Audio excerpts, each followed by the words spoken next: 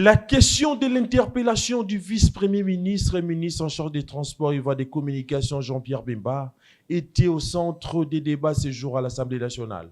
Sur les uns, à l'instar du député national, Crispin Bindoulé estime que le vice-premier ministre Jean-Pierre Bemba devait s'expliquer devant la représentation nationale sur le fonctionnement de son ministère, notamment sur les permis de conduire, alors que ces derniers étaient invités au niveau de la commission permanente pour être auditionnés sur la même question. Crispin Bindoulé estime que c'est un refus catégorique et appelle à des sanctions.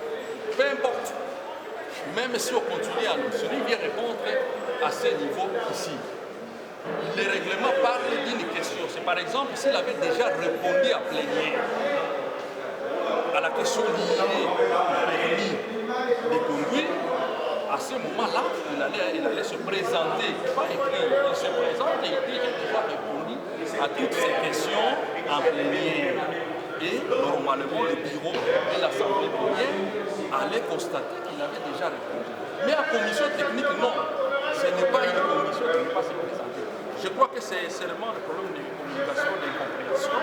Il viendra être présenté ici. Et puis, ce sont des petites questions.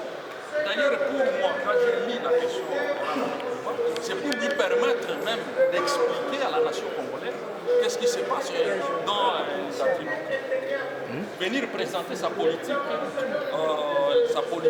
distribution des permis de conduire. Donc il n'y a aucun problème. Mais les explications claires et nettes du député national Jean-François Ngendeza donnent raison au vice-premier ministre, ministre en charge des Transports et voies des communications, qui ne pouvait pas se partager à 1000 morceaux alors qu'il était en train d'être auditionné au même moment au niveau de la commission aménagement du territoire. Mais le contrôle parlementaire s'est fait conformément au règlement intérieur.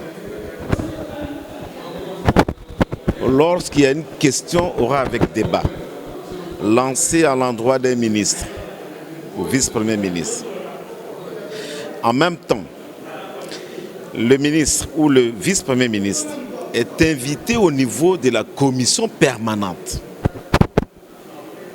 Il ne peut pas se diviser en 4 morceaux pour, dans un premier temps, répondre devant la représentation nationale et en même temps aller devant la commission permanente.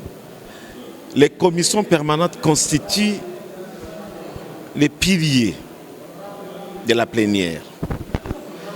Les différentes questions sont examinées au niveau des commissions permanentes. Et donc,